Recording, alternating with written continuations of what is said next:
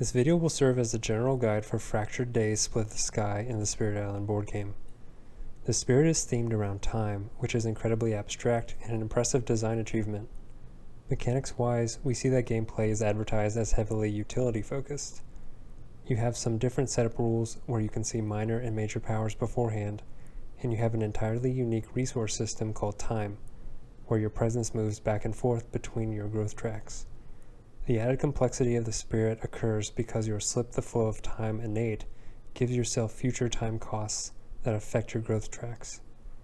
The very high complexity rating is due to the extra resource management, non-standard setup, and knowledge requirement of the Spirit Island rules who effectively use your innates.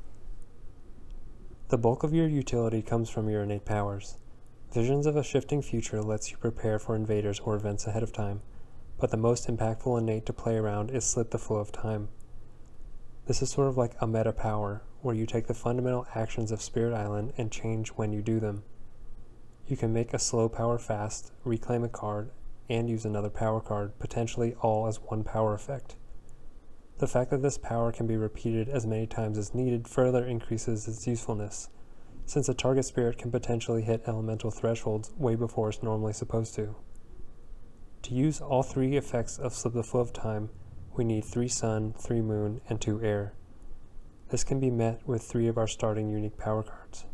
Looking at the power cards, the 2 consistently useful cards are Blur the Arc of Years and Absolute Stasis. The Past Returns Again may not be useful unless every player can handle the same land coming up again, but I believe you can play this card just for the elements without having to pay extra time and energy costs to use the card effect. Pour Time Sideways is a cool concept, but incredibly situational and basically useless in a solo game. Each growth option gives us the opportunity to uncover spots on the growth track. Starting out, we need to approach the Spirit with the mentality that we need to get more power cards as much as possible. I think the advantage of being able to see power cards and planning ahead means growth option 3 on turn 1 to get a card from days that never were. I suggest gaining 3 time here to uncover 2 on the top track and 1 on the bottom track.